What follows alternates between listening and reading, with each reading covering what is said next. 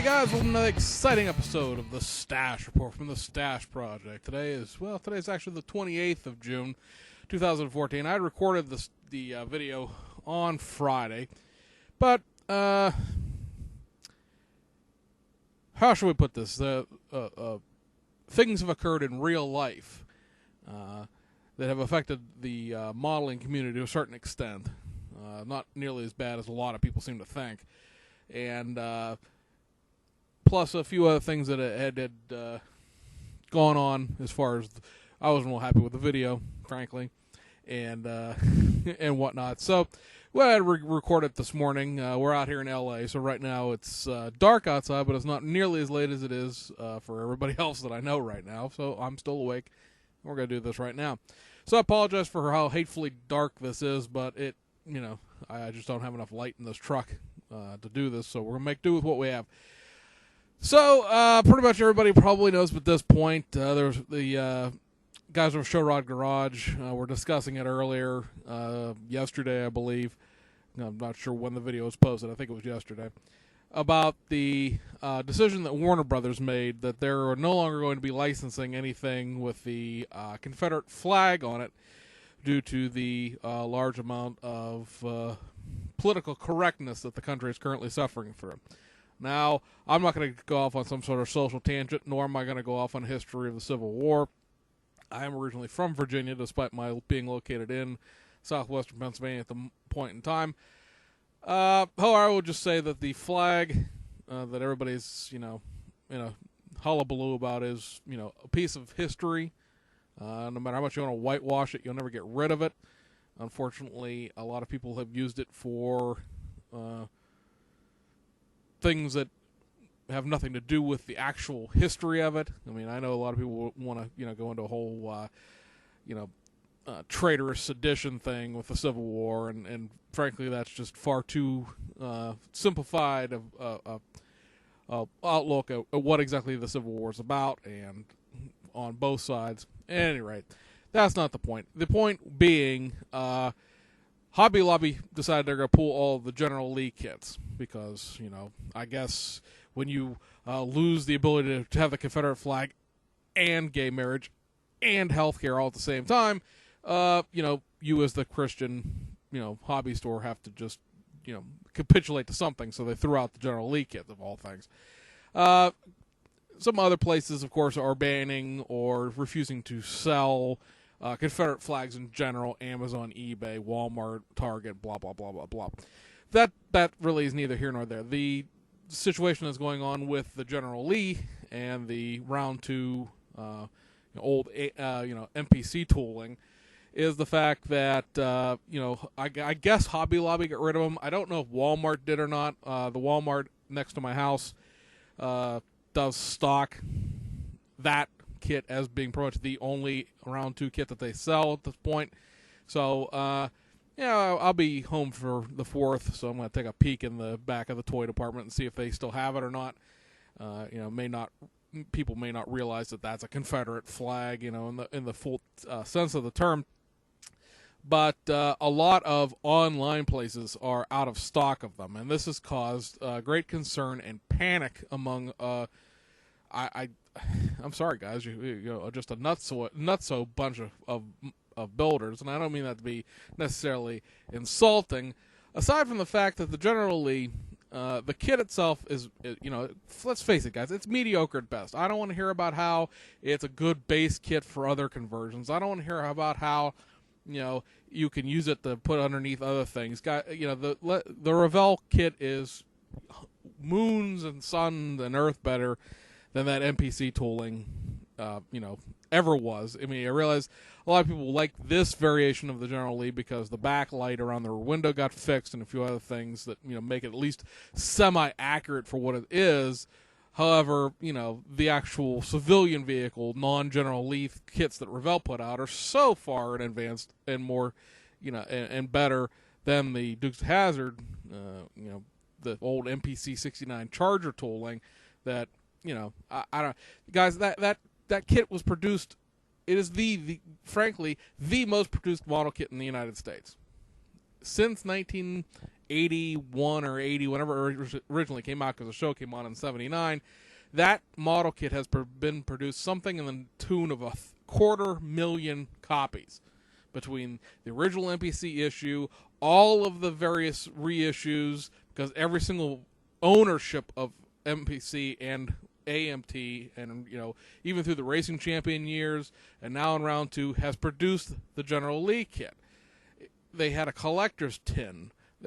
There's the Ghost of the General Lee, which is the same kit, just with I don't even know if it's technically really in glow-in-the-dark plastic this time around, but when originally it was in glow-in-the-dark plastic. We're all going to be dead and gone. Our kids are going to be dead and gone, and our grandkids are going to be middle-aged by the time that somebody goes around and goes, you know what, I really wish I had a General Lee kit, and I cannot find one. There are so many of those.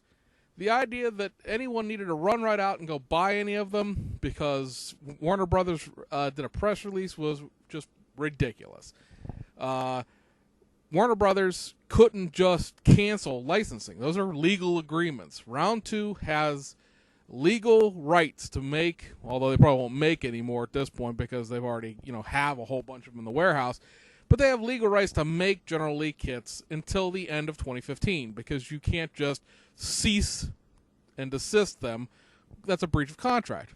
And round 2 would be able to then either sue or claw back, depending on how the contract's written, all of their losses for not being able to sell the kit anymore. Hell, they may still be able to do that with certain things because they just released that 1/25th scale snap-tight kit of the General Lee. What are they going to do with that? That can't ever be anything else, I don't suppose. I mean, I guess you could make a snap-tight kit of a regular 69 Charger, but again, much like the General Lee in of itself, why? There already is a better kit out there. So, I've seen both, and it wasn't just on Show Rod Garage, it was also all over the forums and stuff like that. People just in a dead panic because they can't find the kit anywhere. And of course, all of the opportunist assholes on eBay went and priced their, kits that they've had on their shelf for the last 10 years at, ridiculous prices. I saw one of the current issue General Lee kits for $100. Now, the initial panic has dwelled away, and the kit prices are back down around $19, $20 where they should be. But a lot of people try to take advantage of a lot of scared, and I don't understand why you're scared about losing the General Lee. Look, I grew up with the Dukes of Hazzard.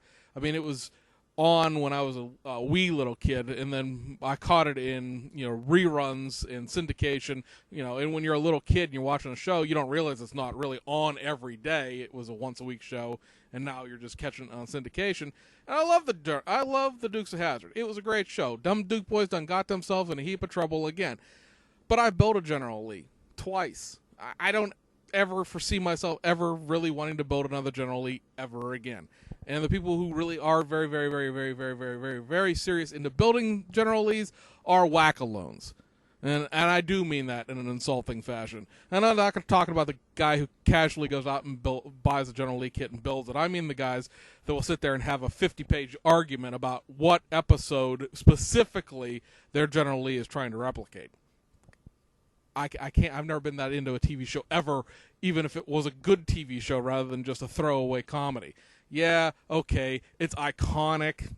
Please, really, was it? I mean, what groundbreaking thing was that? Really doing other than crashing every Mopar, four-door sedan from the late 1970s. Be that as it may, all of the places that sold out of the General Lee that are not major corporations that have to kowtow to every special interest will be restocking the kit. Tower Hobbies has it for late June, or for I believe late June, early July. Hobby Links, everybody who Mega Hobby, all those people who don't have any right now will be getting more. So if you really, really, really want a General Lee kit for some reason, and you need one more to the 10 you already have, calm your titties down. It's coming back out. It'll be out through the end of the year, and for probably months after that, because once it comes back out, nobody will want any because they already bought any. I know a guy through one of the forums who works at Mega Hobby, which is the retail arm of Stevens International, and they literally overnight sold every General Lee kit they had. All the Ghosts of the General Lee, all the regular General Lees, all the 1/16 scale General Lees. The 1/16 scale kits, okay, I could see that because that really doesn't exist anymore because they backdated the tooling to make the NASCAR kits. So that was a one run and done thing anyway. It had nothing to do with Warner Brothers. That kit was a goner in the first place. But the 124 scale kit, it'll be back. Don't worry. It'll be regular price. All right, so that's enough of that. What we have this week in kit announcements is, you may recall all of the kits that Heller announced at Nuremberg. They popped up on Hobby Search this week with after September release dates. Now, a friend of mine did ask me after September of what year. Touche. But at least that's a vague idea. They'll be out in the late third quarter, probably, fourth quarter, maybe first quarter 2016. It all depends, on the new tooling, how much of it is really new tooling, and how much of it, how many test shots we're into. I mean, technically speaking, the Japanese retailers have still not gotten their Heller Renault 4Ls, but that kit has been available through Heller's website and in certain European stores now for months. The kit's out, but it's for some reason it's never been shipped to Japan. I know. I have one on pre-order from HobbyLink Japan for like a year and a half now. But anyway, let's take a look at these real quick. I got the box art down from Hobby Search because I know a lot of people probably wouldn't even know what I was talking about with half of these. So they're going to be doing 3 of the Jaguar E-types. One is going to be done in this Le Mans version, the Cabriolet version. This is probably the one that most people would recognize from Heller tooling. This is not a new kit. This is a reissue. I believe the Le Mans thing has some new parts to it, or maybe some retool parts to it, because that did have like a new sticker in front of it.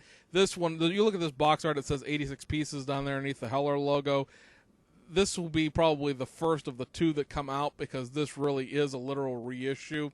And then they're doing a 3.8 liter E-type, like a steel roof, as I like to call the non-cabriolets. And I'm assuming this exists. I have looked and looked and looked over the course of the months, and I can find bigger scale and smaller scale versions of the one with a roof on it, but I cannot find a 1/24th scale one. So I don't know if maybe there's a new body to this.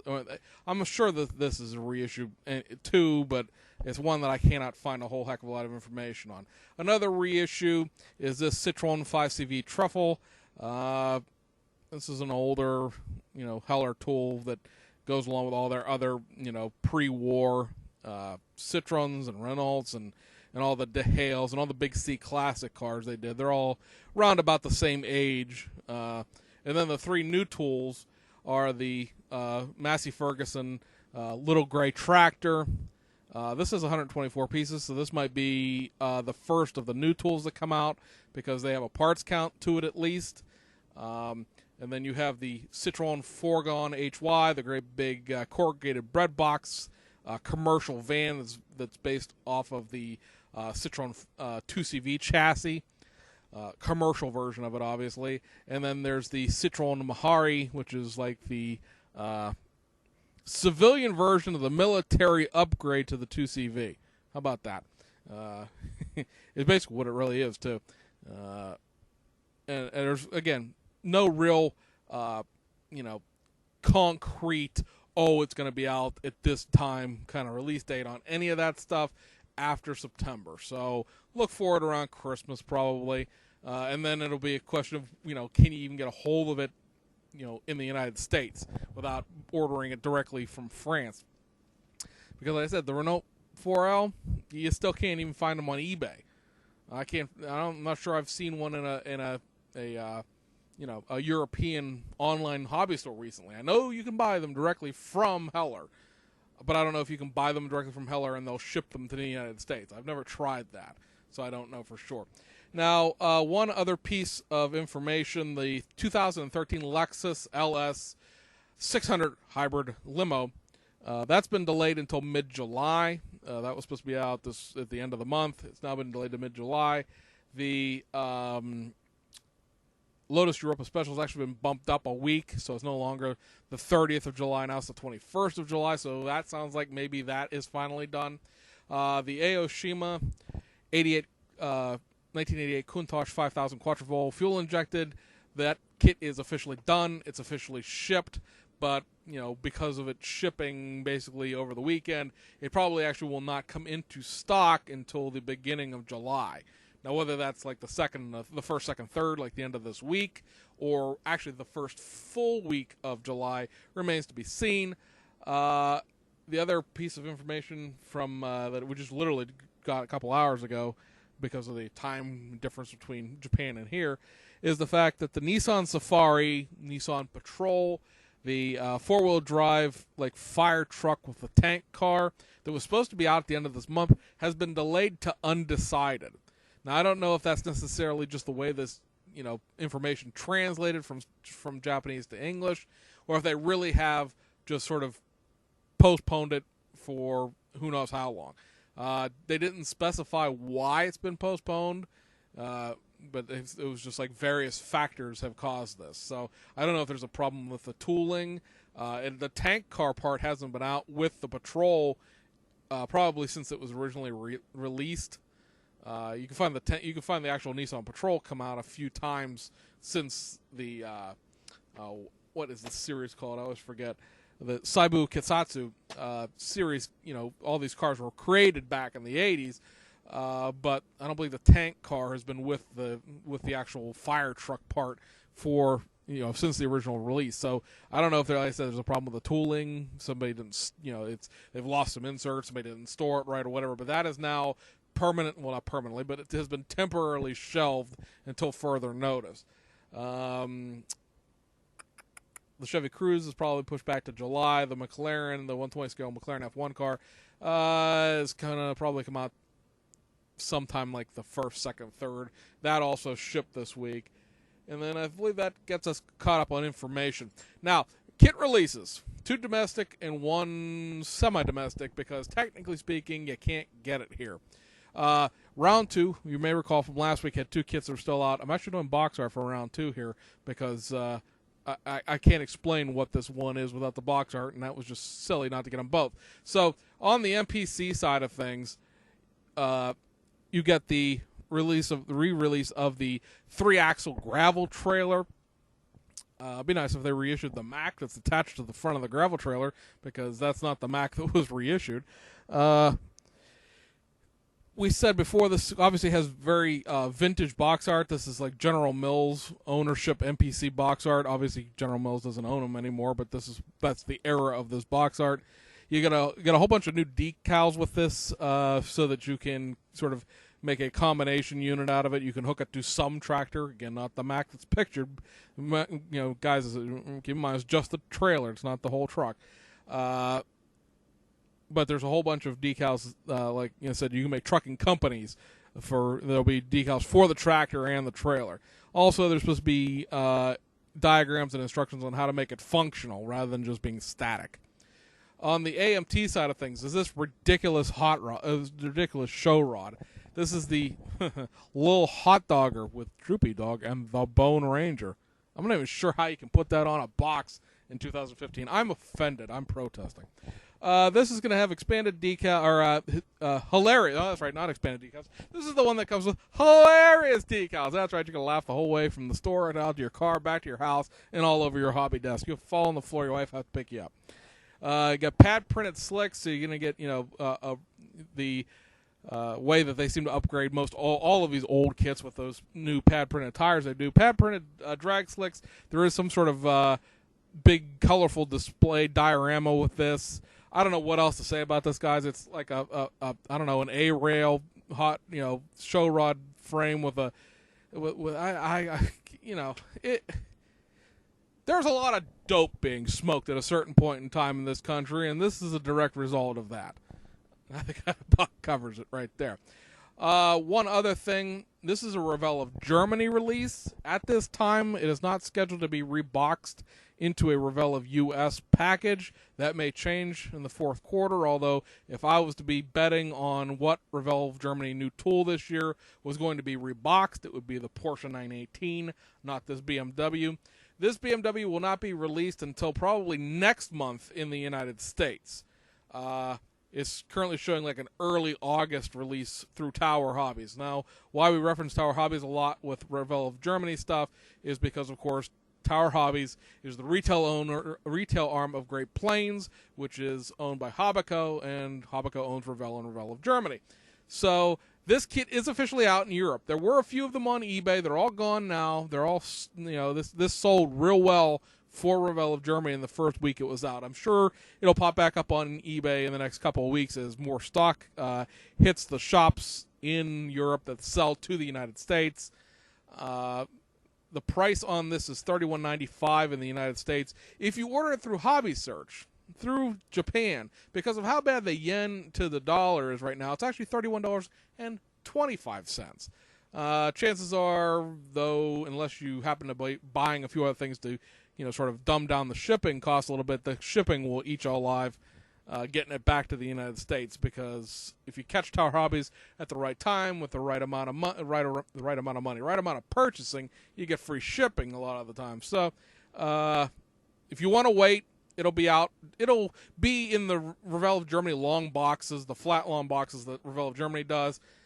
Sometime in August at your local hobby shop, if your local hobby shop carries Revell of Germany. If not, Tower Hobbies, again, will cover it. If you have to have one right now, you can buy them on Hobby Search. They have them in stock as of this moment in time.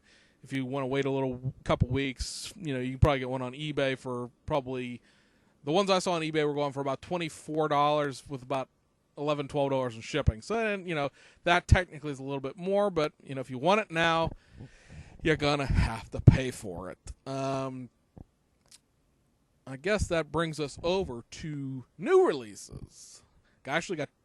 Technically, the i8 was a new release, obviously, but we also have one genuinely new tool to talk about, as opposed to when we say new tool. One new tool, a little modified new tooling, and some reissues from Tamiya and Aoshima, and let's go headlong right on into it here. Over from Aoshima, this is the North American version of the 2015 Nissan GTR. They call it Premium Edition. Japan calls it the Pure Edition. If you're ever looking at these kits online, there's no difference in them as far as what the trim goes. It's just terminology between Japan and the United States. This kit comes with people may recall, if you've been watching like the Styrene Mountain videos ever since I started them, there was a 2012 North American version that existed for like 6 months, and then it was discontinued, and you cannot find them. They're more rare than a General Lee kit. This is the same principle, where it has the 7-part runner that has the left-hand drive bucket, the left-hand drive dashboard, the left-hand drive, as Elliot likes to call it, the scuttle panel, the bottom little piece of plastic on the bottom of the windshield that the defroster vents and the windshield wipers mount to, and the left-hand drive windshield wipers. Other than that, this is the Japanese kit, and that's the way it's always been. There's always been a JDM version and they call it a left-hand drive version in the past, but now it's the North American version. All the way through their series. They did a set of 2007 kits, a set of 2012 kits, and now the set of 2015 kits. If you're looking at this kit against the Pure Edition 2014 model, the only difference between the two is the inclusion of that parts runner that has the left-hand drive parts. If you're looking at it from what is different between the 2012 and the 2015, there are new headlight buckets, there are new side, if you notice, behind the front wheel, there's a little silver thing. You can't really make out what it is because it's a drawing, but there's, that's the little Nissan GTR logo that's on the side. That's new. There's new seats involved. There's new taillight buckets involved. But primarily, it's not a whole lot of different between the 2012 and the 2015. But if you know your GTRs, you'd be able to tell the two apart. Now, if you are thinking like Tamiya GTR, which was a 2007, or any of the 2007 Aoshima GTRs, what's the difference between those two? Well, then there's a whole bunch of stuff that's different. The whole front and rear fascias are different. There's whole different sets of wheels involved. Not most, but probably a third of the interior is different from the original. So if you want to go and make a giant GTR collection, if you think the R35 is a good looking car, I know a lot of people think it's fat and ugly and whatever. Just get over yourself. It's not an R32. The R35s, you have the Tamiya one, which is only left-hand drive.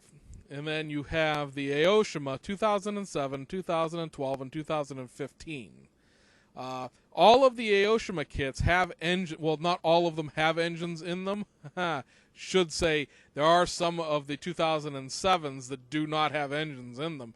But all of the current versions of them have engines in them. I don't know how well this will show what you blow up on the screen there, but right underneath the word Nissan, there's a whole bunch. There's a tiny little printing, and then there's in English and then Japanese. That says, has the VR-Det 35 engine designation, saying that this car has the engine. And also that the springs down there below the car on the left-hand side, so it means it has a working suspension, which is, I guess important if you want to lower it or you want to bounce up and down and roll it around on your floor.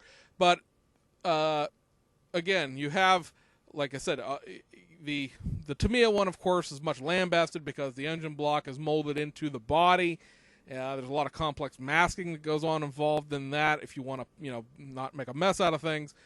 This is not a full detail engine in this thing. It is an engine insert. You put it into the kit as the last step. It sort of glues into the body itself, although it's not molded into. So at least, you have a fighting chance of not having to do a whole bunch of complex masking involved. There's also a Fujimi kit that has an engine in it. Proportionally speaking, it slots between the Tamiya and the Aoshima. Some people don't think the Aoshima is proportioned correctly. I've never really sat them down side by side to really nitpick them apart. But where we're going with this is you have the Tamiya kit or the Aoshima kit that represent your 2007, and then you have your Aoshima 2012, your Aoshima 2015. That gets you all your civilian cars to current. And then there is an Aoshima kit called the Spec V. Now, that was a JDM only car. It only came out in Japan. It was never sold in the United States. But there's a kit of it from Aoshima. And then they also did a kit from the tuning house of Egoist, which famously has a salmon pink tuft leather interior. Both those kits, I think the Spec V has an engine. I know the Egoist does. But both those kits are some sort of tuner versions of it.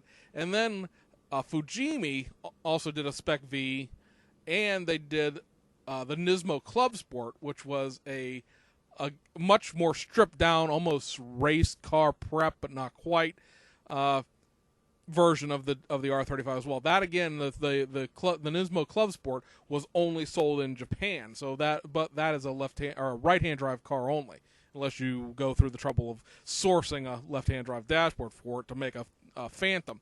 But you literally can make somewhere in the neighborhood, and that's without getting into finding some of the trans kits. There's a Mines trans kit out there. There's a couple of different other trans kits, resin body modifications to this kit, mostly designed to fit the Tamiya kit, honestly. But you could make somewhere out of the box, you could make somewhere in the neighborhood of 8 R35s. You start going into pulling resin, you got another 3-4 kits, versions there. So it's not quite where the R32 and the R33 and the R34 were as far as all the various versions by all the various companies. But if you like this, car and you want to, are looking to build more than just a factory stock version, there are a plethora of them out there. The one brand new tool is, of course, the Tamiya Toyota Model AA. This is Toyota's original mass-produced vehicle, back before the Toyota had a T in it. It was named after Mr. Toyota. This kit looks pretty good. Well, it's Tamiya. It looks fantastic, but it looks pretty good from just looking at the pictures of it. One note that I did notice is that in the first step, it says that all of the A parts and all of the B parts, and the A runner in this kit is the frame, the chassis plate, which in this case has the fenders molded to it. All of the suspension components and the headlight buckets, and I think there's a couple other little things as well. And the B runner on this is all the chrome parts. it tells you to use Tamiya cement for ABS plastic.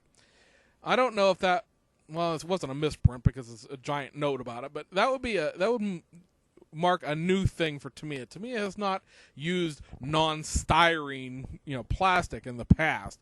It also creates a number of plastic combination mismatches, if it's true, because the interior, the body itself, and then a bunch of other stuff are not ABS plastic, or at least they're not called out as ABS plastic.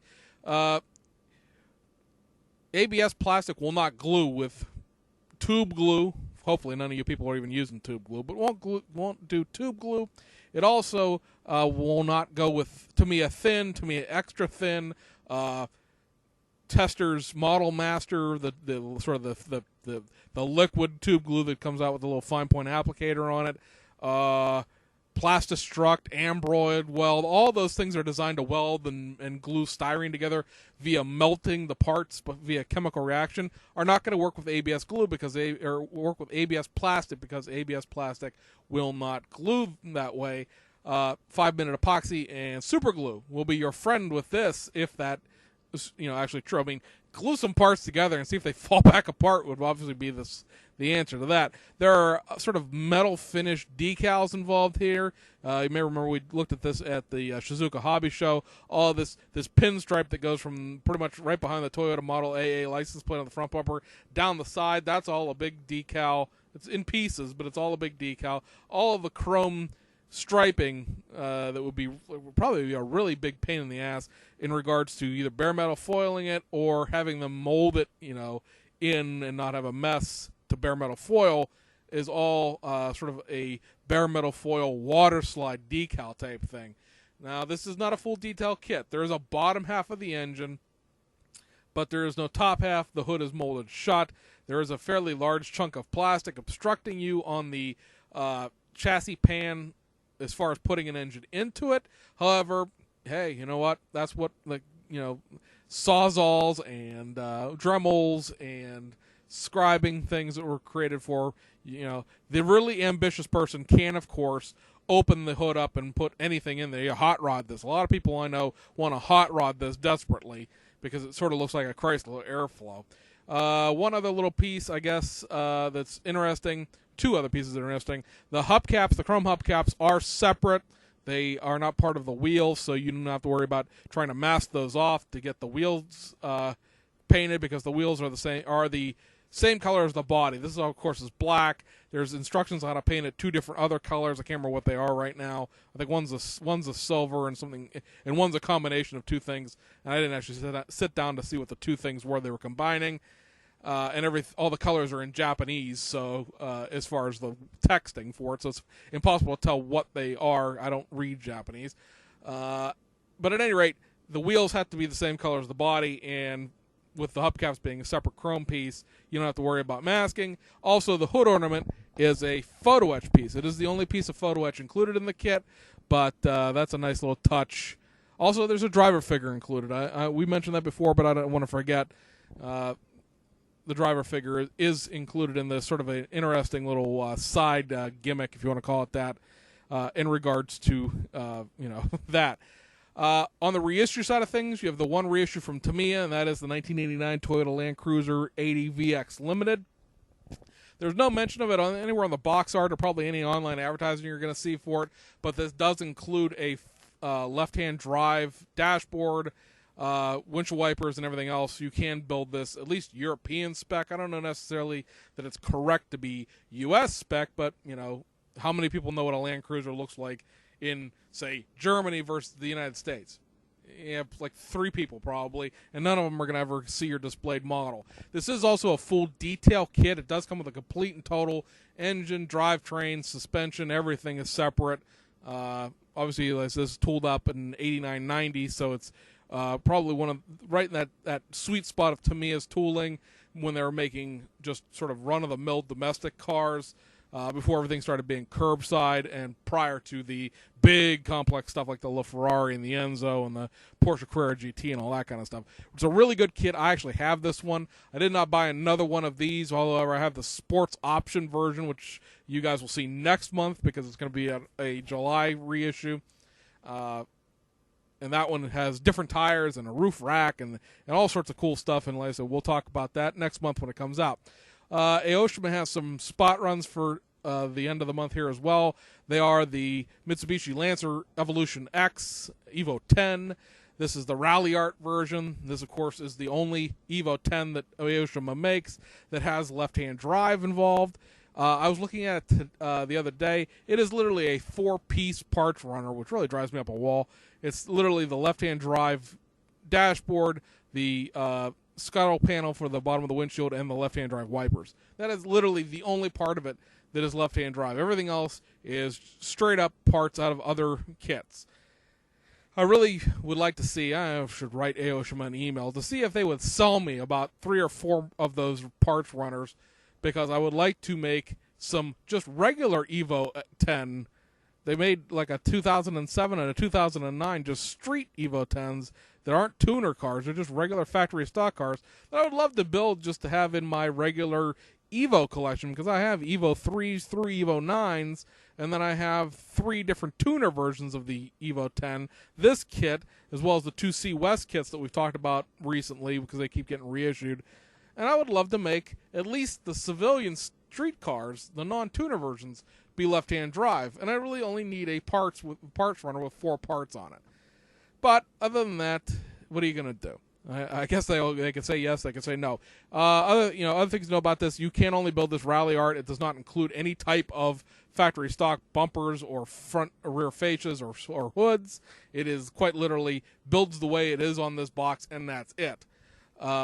Aoshima also reissued the Lamborghini Aventador LP704 detail upset. This includes photo etch. It includes some metal transfers, or some metal stickers as they like to call them, seatbelt material, as well as floor mats. This is designed to work primarily with the coupe version, as you may recall from 2 weeks ago, the 50th Anniversario has its own photo etch included, and not every piece of this will fit the Roadster.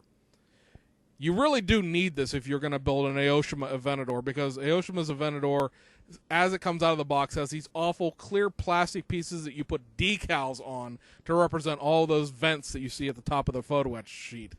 It's really, this photo etch set costs like $7, $8. It's worth the investment if you don't do anything other than take the floor mats out and use all those vents to replace the clear plastic decal pieces, because this being an in-house design, it's designed to fit the kit. You don't have to cut anything out. Also, in the detail upset, they reissued the LP400 Lamborghini Countach detail upset. This includes a giant shred of photo etch, as well as engine wiring, some more metal transfer stickers, as well as seatbelt material. This is really a great set now that I had a chance to look at it. You may recall I showed it off in the video for the review of the 5000 Quattro. It's not designed for the 5000 Quattro, by the way. It's only designed to fit the LP400. Some parts may fit the Quattro, but it's, again, not designed to fit that. This has a really intricate piece, and I had to go buy some tools for this. I have some tools in Japan getting shipped over, photo etch stuff from Tamiya, so that this has like a very complex throttle system that all of the throttle, because remember the LP400 has side carburetors, all of the not throttle bodies, but all the throttle linkages to all of those carburetors, as well as a cross linkage that connects them all, is all photo etch. It's really, really fine, and I don't even know if I'll actually be able to accomplish it. I'm going to try though. But this, that along with the engine wiring really will make that engine come to life.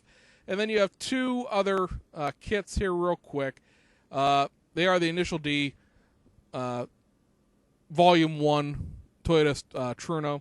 This is just a base factory stock Truno, based, of course, on the Initial D series. And then the Project D version of the Toyota Truna. This does have the separate engine parts to make the tuned-up engine from sort of the race series. It comes with like racing seats. I've said numerous times over the course of these kits being reissued over the almost year that we've been doing this video series now, that the Volume 37 is the kit that you want, because that comes with all of the parts from all three of the kits. The Volume 1, like I said, is a very basic kit. It's designed to be the introductory car from the first comic book. The Project D is a little further on in the story when he's actually racing the car, not just delivering the tofu. And then the Volume 37 is the full Monty that has all of the engine parts, all of the separate exhaust, the other custom exhaust headers, the racing seat, and the roll cage and everything else. I have all three of them because I didn't realize they were that different when I bought them several years ago. And I'll probably make the initial D kit out of the Volume 1, and then the Project 37 and the Volume 37 and the Project D will be just my own little creations as time goes along. And guys, this is a little longer than it normally would be, but we had to address the General Lee controversy. That is it for the week. Be interested to see what there's one more spot run from Aoshima that has not come out, and then that Ebro Asuka combination of the Renault Fourgonnet that has all the bakery items is supposed to come out yet this month. Other than that, and the BMAX stuff, everything else is out, or we've explained why or where it's been delayed to. So with that, we'll be going to bed. And in a couple of days, we'll be doing our July compilation video that it will include all of the releases for the month of July. And until we see you there, we'll see you guys on the other side.